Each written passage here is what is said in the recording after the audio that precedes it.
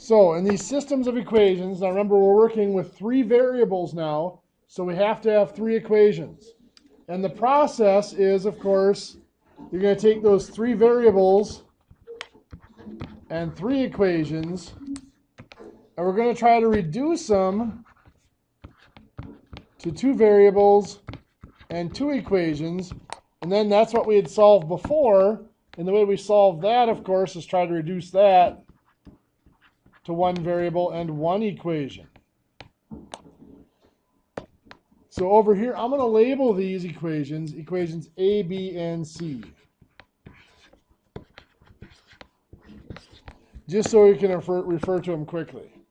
Now, this system here is actually a relatively easy, simple system to solve, because there's 1 variable that's already set up to eliminate. If I add equations together, it's going to disappear. Can anybody see which variable that is? Y. The y. Very good. If I add equations A and B here, y is going to disappear. So let's do that. So 2x minus y minus z equals -8. X plus y minus z equals -9. So we're just going to add right down the columns here. What is 2x plus x? 3x. Good. -y plus y? That cancels out. That's nothing. Good. Now here's the tricky one. -z plus a -z. -2z. Good. And then -8 plus -9.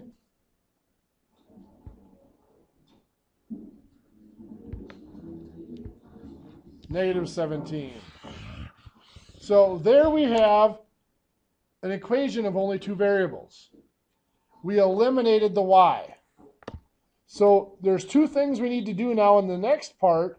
One is we have to use the equation we haven't used yet. That's going to be equation C. We haven't used yet. The second thing is we must, since we eliminated y in that first combination, we must eliminate y again. So equation C is x minus y plus 2z equals 7. I have to reuse either equation A or B. Which one would I rather use, A or B? B. Because equation C has a minus y in it, and equation B has a plus y, so they're going to cancel out. If I had used equation A, I would have had to multiply one of them by a -1, so that one of the y's was positive and the other one was negative. So now I'm going to add my columns here again. X plus x is 2x. -y plus y cancels out. 2z plus a -z. It's just a z, so just plus z. And then 7 plus -9. -2. Very good. So there's my second equation. So I have 2 equations, both in 2 variables, and they're in the same 2 variables, x and z. So let's write them over here. It's 3x minus 2z equals a -17. 2x plus z equals a -2. Now looking at these equations, if I add them, none of the variables are going to disappear, but there is one that I can make disappear a little bit simpler. What can I multiply this bottom equation by to make z disappear? Just 2. Very good. This one's a -2. If I multiply this by 2, it'll be a +2. So I'm going to leave that top equation is going to stay the same. So I'm going to rewrite that. This bottom equation I'm going to multiply by 2. So 2 times 2x is 4x. 2 times z? 2z. 2z. And equals 2 times negative 2 is? -4. Negative 4. Good. So then now we're just going to add those equations. So 3x plus 4x. 3x and 4x make 7x. Good. Negative 2z and positive 2z. They cancel out. Perfect. Equals. Now I have negative 17 and negative 4 makes negative 21. Good. So then my final step here is going to be to do what? Divide by 7. Wonderful. Good job. X equals negative 3. Now that we have x equals negative 3, we have to use it back up in one of these equations that we were using, one of the 2 variable equations, to find z. I'm going to use this bottom one here. 2x plus z equals negative 2. So I am going to put negative 3 in for x. So 2 times x becomes 2 times negative 3 plus z equals negative 2. 2 times negative 3 is? Negative 6. Good. So negative 6 plus z equals negative 2. What do I do next?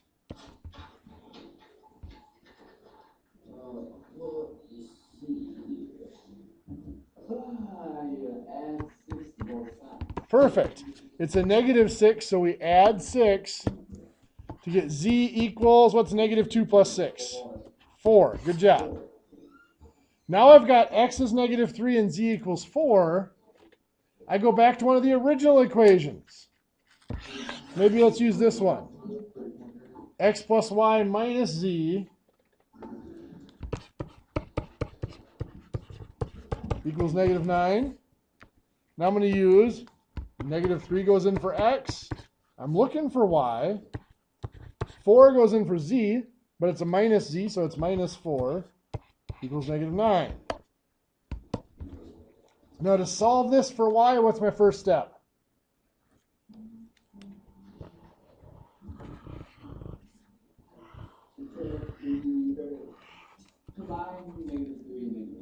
Perfect. Combine negative 3 and negative 4 give me negative 7.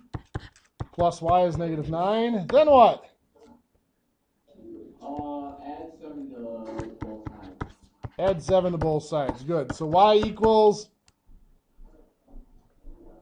Y, negative 2. Negative 2. Good. So x is negative 3, y is negative 2, and z is 4.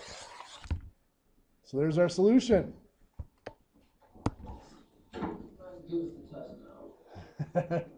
Not quite.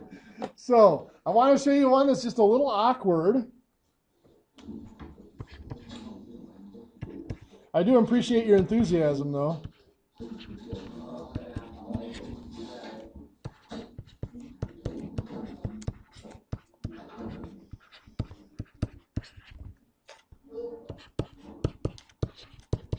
I'm sensing it's less of an I got this and more of a let's just get it over with type enthusiasm, though.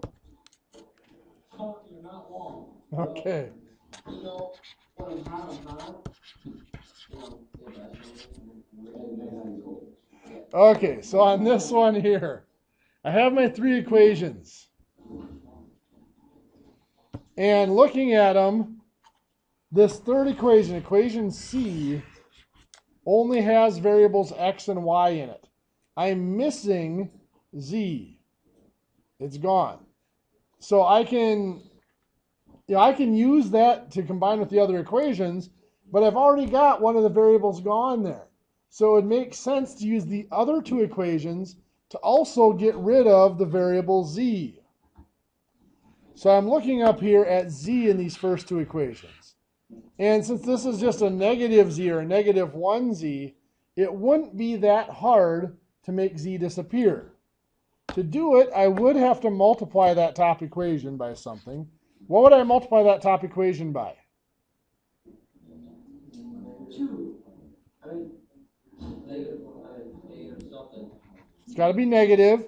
This one's 5 and this one's 1, so it'll be 5. There you go. Okay. So equation B is not going to change. We'll leave that as 3x plus 7y minus 5z.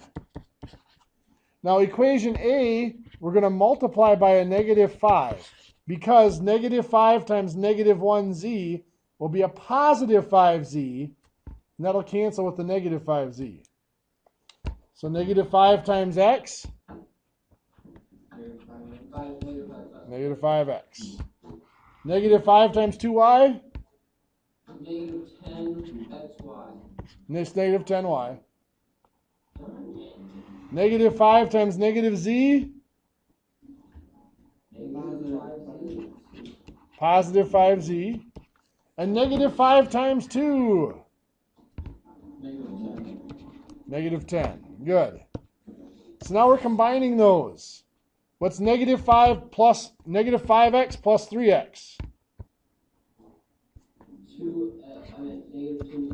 Negative 2x. Good. Negative 10y plus 7y. Negative 3y. Negative 3y. 5z plus negative 5z? Z. Cancels out. And negative 10 plus 6?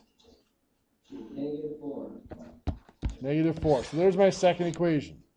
So the equations I have now moving into the next stage, I have this original equation, x plus 2y equals 3. Z was already gone in that equation.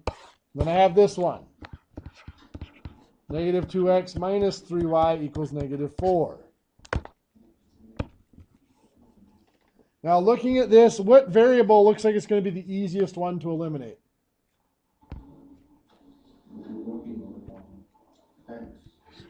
X. Very good.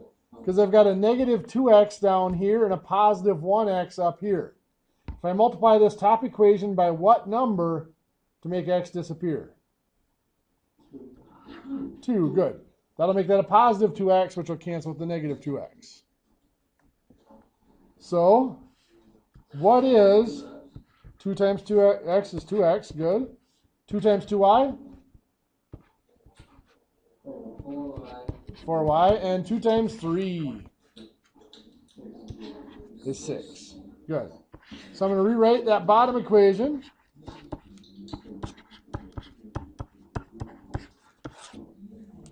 So now if I go ahead and add those, what is 2x plus negative 2x? Cancels out. Good deal. It does cancel out. 4y plus negative 3y. Negative 7y. Careful. 4 plus negative 3. Negative 1y. Positive 1y, right? And 6 plus negative 4? Positive 6 and negative 4 is 2. So 1y equals 2 or y equals 2. We could divide by 1, but we don't have to, right? It's still just going to be y equals 2, right? So now I'm going to go back up to one of these original equations. I'm going to take this top one, because there's no negatives in it, and I'm going to put y equals 2 in there. So x plus 2y becomes 2 times 2 equals 3. So what do I have to do next? 2 times 2, which is 4. And then subtract 4 from both sides. So we get x equals, what's 3 minus 4? Negative 1. So we've got y equals 2 and x equals negative 1. We now go back to one of the original equations to find z. Well, this one isn't going to work because z isn't even in that equation. So I have to use one of the other two. I'm going to use the top one. So I've got x plus 2y minus z equals 2. So now I'm going to put in for x is going to be negative 1. 2y is going to become 2 times 2 minus z. Now it's just order of operations. What do we have to do first? 2 times 2, which is? 4. Good. So negative 1 plus 4 minus z equals 2. Then what? Negative 1 plus 4 is 3 minus z equals 2. What's next? Subtract 3 from both sides. Now this is a negative z or a negative 1z. 2 minus 3 is negative 1. Now up above when we had 1y equals something, we just left it. But this isn't 1z, this is a negative 1z. So we do have to divide by negative 1. So z equals 1. So we have x equals negative 1, y equals 2, and z equals 1. Okay, now I want to spend a little bit more time today looking at applications of this again.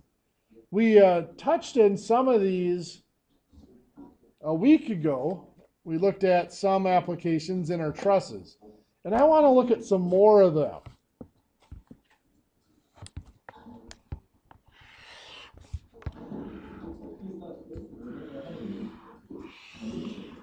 So we're going to look at something like this. This is what's called a porch truss. Where a porch truss comes from is that if you're going to build a porch on the side of a house, a lot of times you have a house sitting there. To build the porch on it, you just run boards or rafters off of the side of the roof to create the porch on the side. Well, a porch truss, they're planting the porch in as part of the house, so the truss is actually built to incorporate that little piece that sticks out over the porch. So that's what we have here. Our slope, this is a 10-12 slope on each side on the steep part. This is a 5-12 slope down here on the more shallow part. I'm going to give you that the height of this is 12 foot 6 inches. I'm going to give you the span. The whole span of the truss is 39 feet.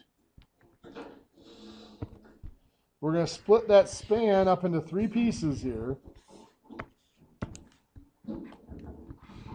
X is this piece here that goes from the left end to the peak. Y goes from the peak down to where the slope changes.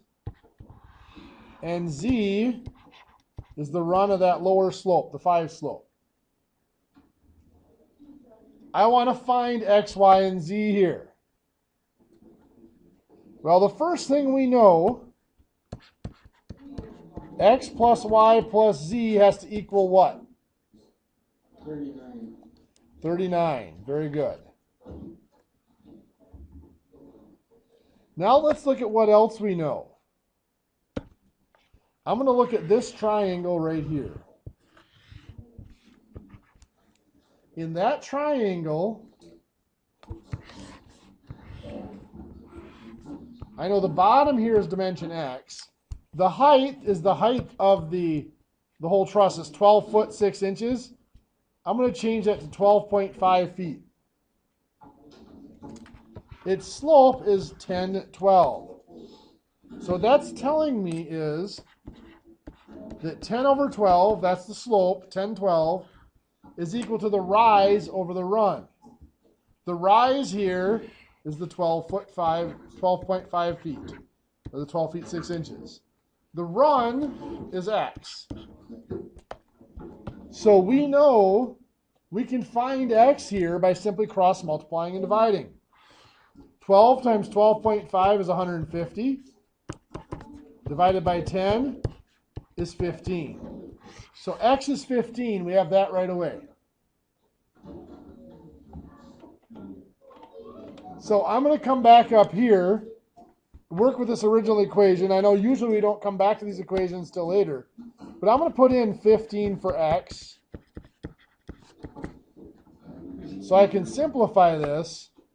If x is 15, I am going to subtract 15 from both sides. So now I have y plus z equals 39 minus 15 is 24. So I'm working with that equation now. I only have two variables to work with. So what I need to deal with is this piece over on this side. So let's take a closer look at that piece.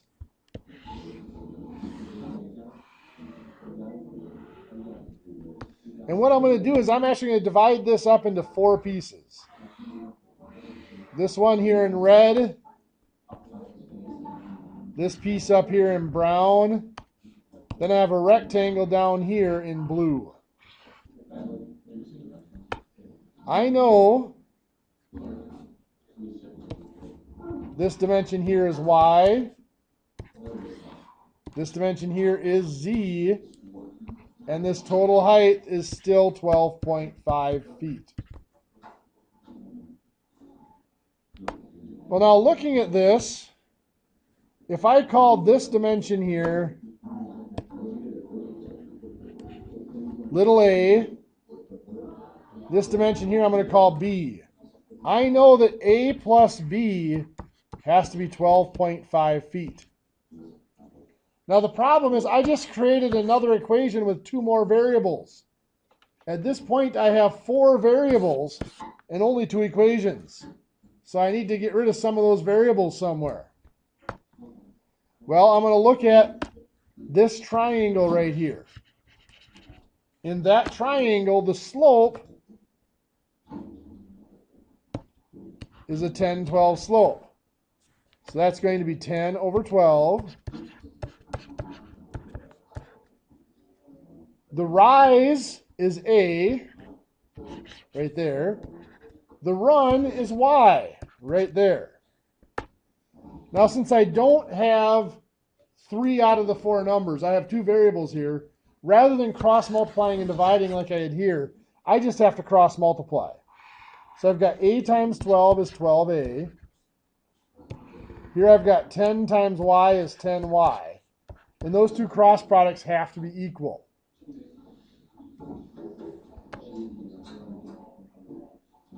I'm going to look over here now at this red triangle. That red triangle has a slope of 5/12. So that tells me that 5 over 12 equals, its rise is b, its run is z here. So I'm going to cross multiply there. So I have b times 12 in this direction is 12b. That has to equal 5 times z in that direction is 5z. So what I'm going to do here is I can solve this one for y by dividing by 10. Gives me 1.2 times a equals y. I'm going to solve this one for z by dividing by 5. 12b divided by 5 is 2.4b equals z. So now remember, our equations we have up here, we have y plus z equals 24, and we have a plus b equals 12.5. Well, what we just found here, I can replace y here with 1.2a. I can replace z with 2.4b. So now I have this system of equations. A plus b equals 12.5. 1.2a plus 2.4b equals 24. Now to solve that, I have to eliminate one of those variables. Let's eliminate a. What would I multiply by here to eliminate a?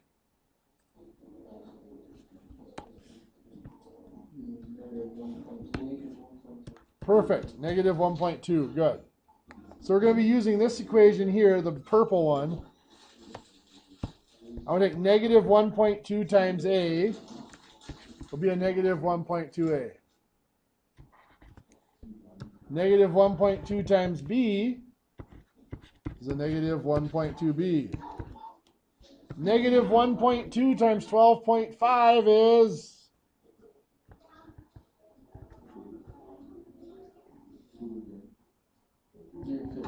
15. Good. So now we have, what was that? Negative 15. Thank you. You're correct. Negative 15. Good catch. So now I've got negative, the 1.2a and negative 1.2a cancels out. 2.4 and negative 1.2 make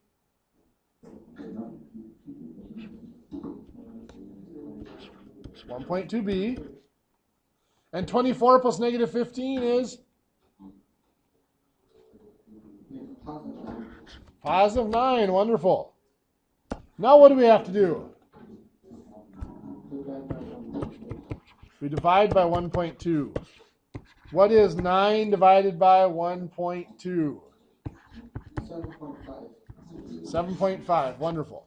So B is 7.5. I'm going to use that with this equation here. A plus B equals 12.5. But if I put 7.5 in for B, how do I solve for A?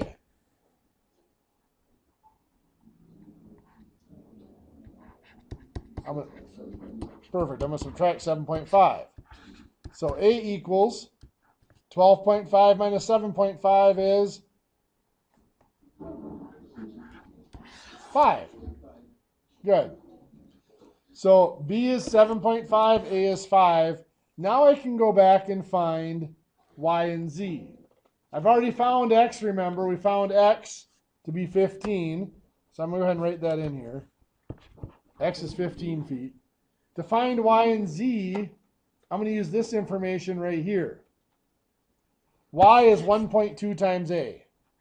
So here, 1.2 times 5 equals Y. Well, what is 1.2 times 5? 6. So Y equals 6. This one says that 2.4 times B equals Z. So 2.4 times B is 7.5 equals Z. What is 2.4 times 7.5? 18. So 18 equals Z. So I go back up here. If Y is 6 and Z is 18, does that add up to 24? It sure does. So we've got Y is 6 feet and Z is 18 feet. So we were able to find the spans of that porch truss using our systems of equations. Now, an example like I did last time we went over these was a dual slope truss.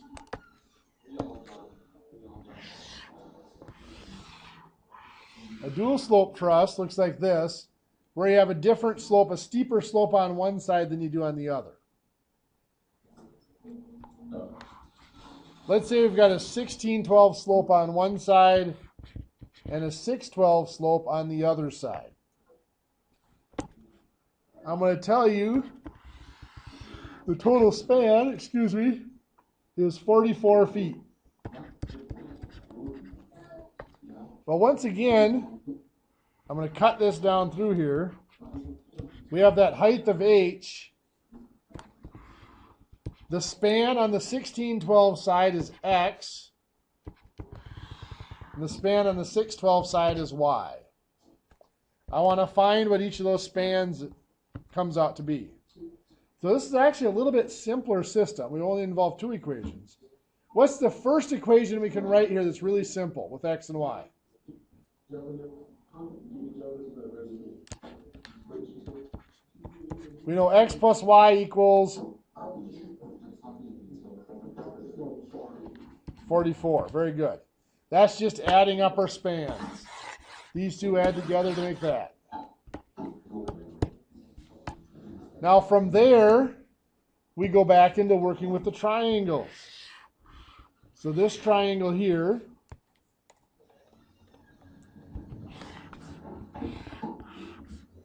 has a rise of h and a run of x, and that is a 16-12 slope. So that's telling us 16 over 12 is our rise over our run. Well, in the triangle, what represents our rise? H or x? Remember, rise is up and down, right? Vertical. So that'd be h. The run goes side to side, so that would be x. Now again, we have two variables here, so we're going to cross multiply. H times 12 is 12h.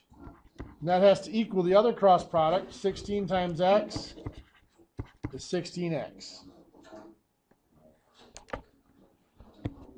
Now, we're going to come back to that. Most likely, we're going to have to solve that for either h or x. But we'll come back to that to decide which one we're going to solve for. Next, I'm going to come back up here. And we're going to look at this triangle over here. So on that triangle, our height or rise is still h, and our run is y. And that was a 6-12 slope. So that 6-12 slope is a rise of 6 for a run of 12. So of h and y, which one of those represents a rise? H goes up and down, yes. So h is our rise. And the run then is y. So now we're going to cross multiply again. So here we've got h times 12 is 12h. 6 times y is 6y. Well, looking at this, there's a couple of different routes I can go with this. The simplest is probably going to be to just solve for x in this one and solve for y in this one and put those into the equation. So if I solve for x over here, what do I have to do? Divide by 16. Good. That cancels out the 16, giving me x. 12h divided by 16. Well, 12 over 16 is 3/4 or 0.75, yes. Over here, what am I going to have to divide by? 6. Good. So that cancels out the 6, leaving y. 12h divided by 6? 2h. So y equals 2h. So we had that equation. X plus y equals 44. But now we know that x is 3/4 h and y is 2h. That adds up to 44. Well, now this is an equation we can solve. We combine 3/4 h and 2h. 2 plus 3/4 is 2 3/4. So that's 2 3/4 h equals 44.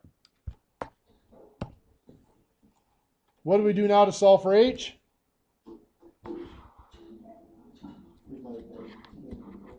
We divide by 2 3/4.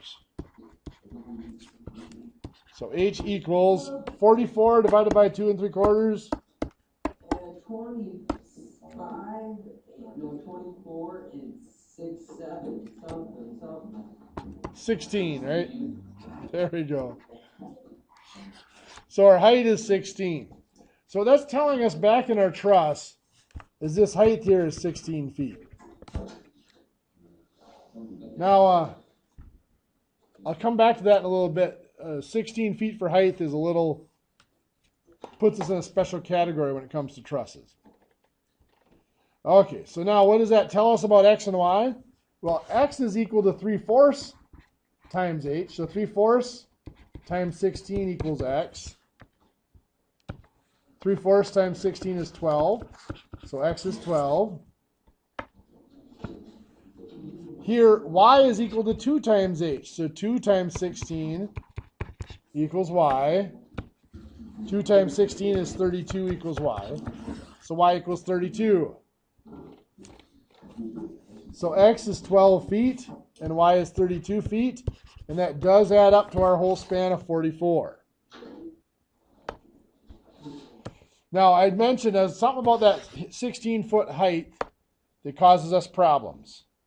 If you're building trusses, or if you work in the truss industry at all, one of the biggest parts of the trusses is getting it to a job site. You build it in this factory and you have to deliver it. You can deliver a truss in one of two ways. You can deliver it on a flatbed truck, usually what they call a roll-off truck, because it has rollers on it, so you can just tilt it a little bit and the trusses roll right off onto the ground.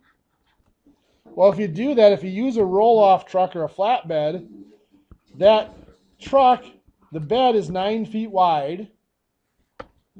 You are allowed to overhang 6 inches on the driver's side and up to 3 feet on the passenger side. So that means you can only have a total height of 12 feet 6 inches, or 12 and a half feet. This is well over that. So we cannot haul the truss that way. It would be sitting on here like this. We can't haul it that way. The other option for hauling a truss is something called a pole truck. If you're looking at it from the side, a pole truck looks something like this. It has frames with a pole there and a pole here, and you set the trusses on it like this. And you adjust the position of those poles so that the tip of that truss is as close to the ground as you dare get it. So the tip of that truss is usually just a few inches off the ground. Well, most of your overpasses in Wisconsin are 13 foot 8 inches tall. So if you have minimum clearance down here is usually 4 inches. So that means that truss cannot be more than 13 feet 4 inches in that direction. So you wouldn't be able to ship this truss at 16 feet height. Have you guys talked about any sort of truss styles and stuff like that yet? No. Not really? What you would build this as is something called a piggyback truss. So you'd build one truss that looked like this, and that height would be probably less than the 12 foot 6, so you could ship it on a flatbed. Then you would build another small truss, this is called your piggyback, that would sit on top of it to finish the truss. So what you would normally do is you'd put all these lower trusses on the building, and then you would run strips of 2x4s up top here, and then you would set the piggyback trusses on top of those 2x4s. You'd still put them directly above the other trusses, but those 2x4s just give it a little bit easier place to mount it down to. Okay, enough about that. Now, what I've been looking at here for the trusses we've been looking at are very simple cases. We're going to continue with a simple case. We're going to look at another porch truss. Let me find one of the good numbers here for us. We're going to look at this one here where I tell you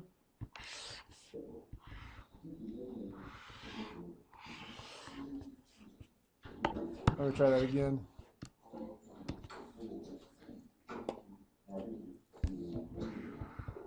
There we go. So let's tell you on this one, I have an 812 slope over here. I have 812 here with a 412 on the lower end. An overall span of 40 feet. This time, we're still going to break this up, but this time I'm going to tell you that this span here is 16 feet. So all we're looking for, I'm still going to call this y and z. I'm looking for those two spans. Well, now I know here that 16 plus y plus z has to add up to what? 40. Very good. So now I'm just going to get my variables by themselves. I'm going to subtract the 16. So they have y plus z equals 24.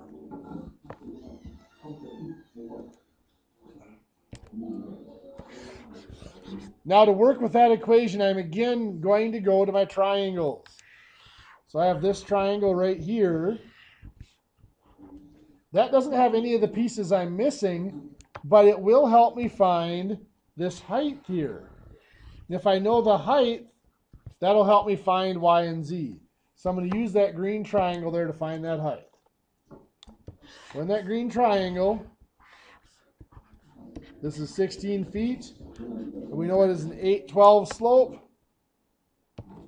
We are looking for this height for now. Well, what we know there, the 812 slope is 8 over 12, rise of 8, run of 12. So we've got the 16 and the h. Which one of them is the rise?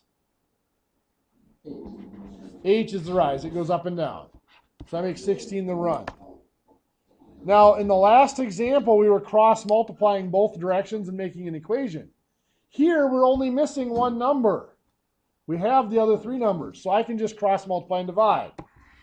8 times 16 is 128. Divided by 12 is 10 2/3. So our height here, h, is 10 2/3 feet. We could change that to 10'8", but we're going to keep working with these numbers. So leaving it as 10 2/3 is going to make it easier to deal with.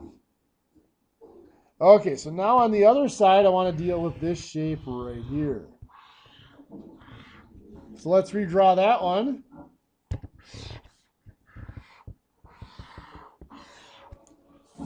I have y and z. And just like I did in the last example, we're going to split this up a little bit. We're going to make this triangle here. I know the bottom of that's y. I'm going to call this height A. And I'm going to make this triangle here. I know the bottom of that's Z, and I'm going to call this height here B. And I know that A plus B has to equal my height of 10 2/3. So let's focus in on A here. That has a slope of 812. So I know that 8 over 12 equals, which one is the rise there, the A or the Y? The A goes up and down, so Y is the run. So we'll cross multiply. 8 times 12 is 12A. 8 times Y is 8Y. Again, we're going to come back to that equation in a minute. Now we have this triangle here. That has a slope of 412. So 4 over 12. Which one represents our rise here, Z or B? B. So we'll cross multiply. B times 12 is 12B. 4 times Z is 4Z, and those have to be equal. Okay, it's time for your break. So we'll finish this problem after you come back from your break. Go ahead and take a few minutes, and we'll start up again in just a few minutes. Okay, so we have this down here. The 12A equals 8Y, and 12B equals 4Z. We also have our equations up here. A plus B equals 10 2/3, and Y plus Z equals 24.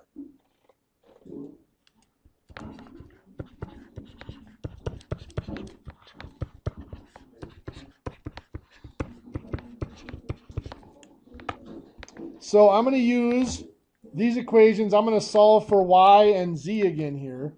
So if I solve for y here, what do I have to do? divide by 8. So 12a divided by 8 is 1.5a. So y equals 1.5a. Over here, what do I have to do to solve for z? Divide by 4. So 12b divided by 4 is 3b. So z equals 3b. So over here, y is going to become 1.5a, and z is going to become 3b. That equals 24. Now this top equation, a plus b equals 10 2/3, I need to multiply it so I can get rid of either a or b. Now I don't want to multiply by 1.5 because I don't want to deal with multiplying a fraction by a decimal. So I'm going to multiply by 3, and not just 3, but negative 3. Very good. So now we've got negative 3 times a is going to give us negative 3a. Yep. Negative 3 times b, negative 3b, equals negative 3 times 10 2/3.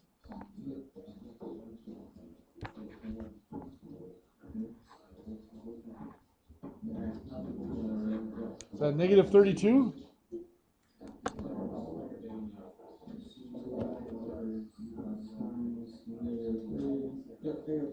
Negative 32, good.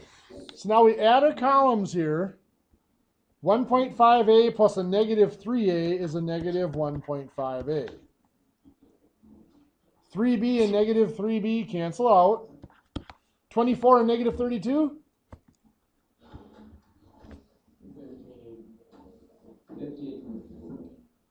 Careful. Negative 8? Negative 8. So now we have to divide by a negative 1.5. So a is, a negative divided by a negative is a positive. 8 divided by 1.5 is 5 1/3, yes. So a is 5 1/3. So we go back up here, probably going to use this equation. A plus b is 10 2/3. If a is 5 1/3, we're going to solve for b. So to get b by itself, we need to subtract 5 1/3. So b equals 5 1/3. So a is 5 1/3 and b is 5 1/3. Now we have to find y and z. Well, y is 1.5 times a. So 1.5 times 5 1/3 equals y. Well, what is 1.5 times 5 1/3?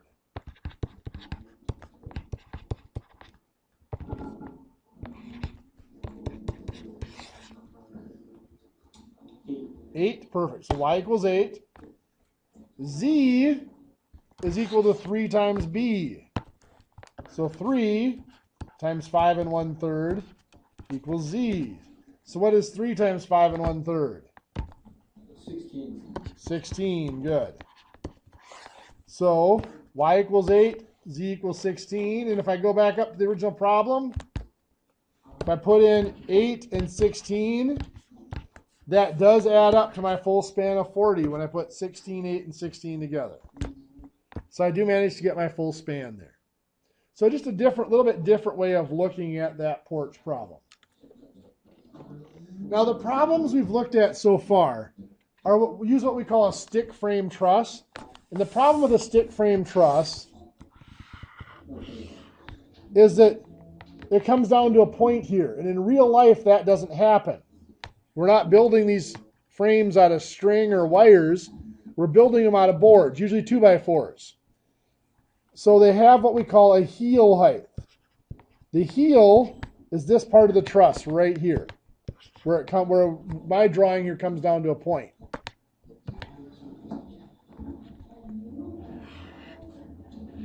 So if I'm building a truss, I've got to have a 2x4 set like that. We'll go another. Oops. Some days I wish I could draw better. I'm sure you guys wish I could too. So a truss, the basic truss is built like that. So the heel is this height required. When you cut a 2x4 at whatever angle is needed for the slope, it's the height of the 2x4. And generally you add a 1/4 inch to that because this bottom chord, you can't cut it at a perfect point. So they usually leave it at a 1/4 inch. Well, that's what they call a common heel.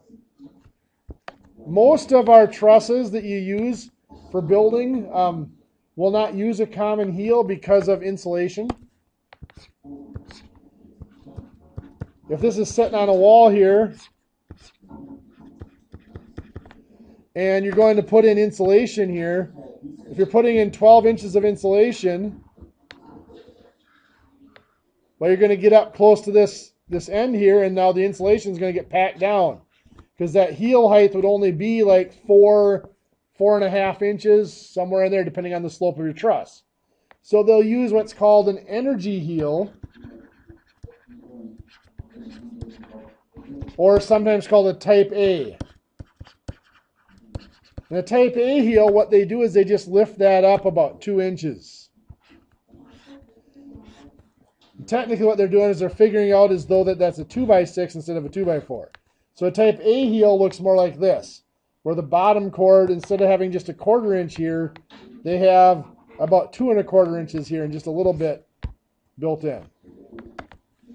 Well, those heel heights can be as high as you want them to be. And often when they're doing these dual slope trusses, they will have some higher heel heights. Now, I'm not going to throw you guys into anything really complex right now, but let's do something a little bit complicated. So we're going to do a dual slope truss here. We're going to do a 1-foot heel height on this side of it and a 2-foot heel height on this side. A 10-12 slope here and a 4-12 slope here, and a total span of 36 feet. So again, we're going to split this here, and I'm going to have span X and Y, and we want to find X and Y. Well, we know that X plus Y still has to be what? They're going to add up to 36. Now the difficulty here is our triangles. The height of this, of course, is this gray line. I'm going to put that over here. The triangle we're going to make here does not include our height. So let's look at that green triangle there. That green triangle has a 10-12 slope. This bottom is still X, but this height here is H minus the 2-foot heel height. So this is actually H minus 2. So if I set this up, I have my slope of 10-12. The rise is still here. That's H minus 2 this time over X. So now this is where some of our algebra skills from before are going to come in. Going in this direction, it's just 10 times X. Going in this direction, it is 12 times H minus 2. Now we're just going to go ahead and solve this for X right now because we know that's where we're going to end up. So we're going to multiply, we're going to distribute the 12. 12 times H is 12H. 12 times negative 2 is a negative 24. That equals 10x. So now I want to divide by 10 to get x by itself. So on the right side I have just x. On the left side I have to divide everything by 10. 12h divided by 10 is a 1.2h. Negative 24 divided by 10 is a negative 2.4. So x is 1.2h minus 2.4. So now we have to look at the other side of this. This piece over here. Well, in this triangle, this is still y, but the height here is the height minus the 1 foot heel height. This would be h minus 1. So let's draw that out. So this is h minus 1, and this is y. The slope on this one is a 412. Okay, so we have our 412 slope. Oops, that should be 12, not 10. 412 slope equals our rise is h minus 1, and our run is y. So now again, going this way, it's just 4 times y is 4y. But going this way, we've got h minus 1 times 12, or 12 times h minus 1. Again, we have to distribute the 12. So 12 times h is 12h. 12 times a negative 1 is a negative 12. That equals 4y. Now we'll divide by 4. Good. 12h divided by 4?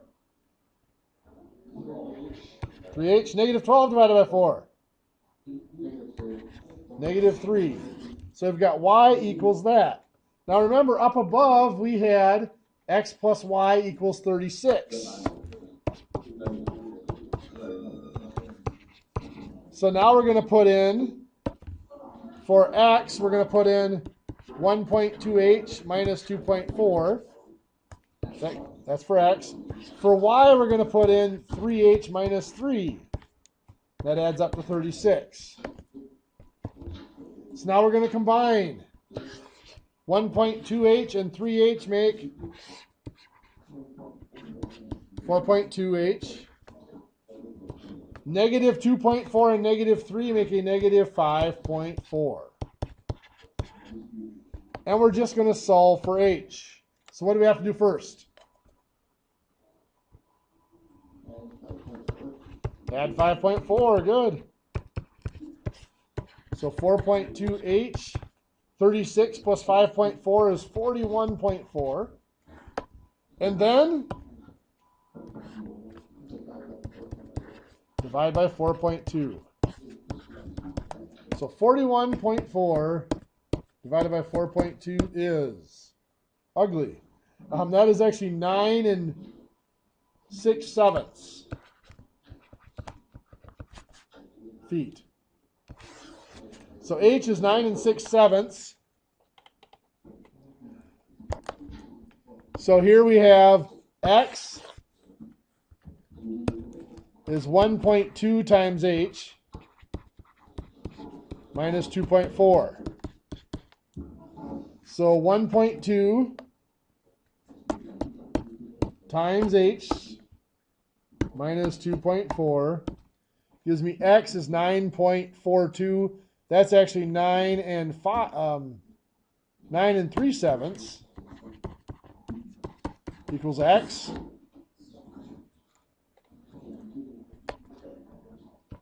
For y, we know 3h, so 3 times 9 6/7 minus 3 equals y.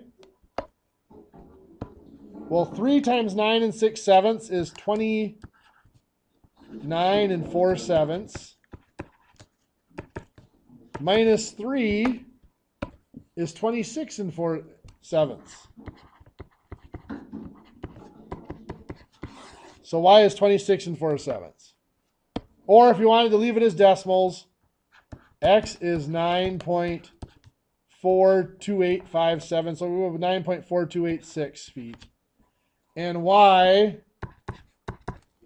is 26.571428143, we'll call it, feet. So those are our dimensions, x and y. They can get pretty ugly. But you can see there, that is considering a real heel height then in our trusses instead of just coming down to that point. Just so you guys know, I would never do this to you on a test or a quiz. I would never make you find heel heights on trusses. Thank you. There will be an extra credit assignment next week that I'll email it out so you guys have it early in the week. That'll involve solving like a regular porch truss like this and a regular dual slope truss like we did. And then just for fun, I threw a really extreme multi-level equation to solve on there for you to try to solve an equation for extra credit. Just to give you guys a chance to get some extra points here at the end of the year. That's actually going to be a 20-point extra credit assignment for you. So I'll email that out to you before I leave today so you guys have that right away on Monday.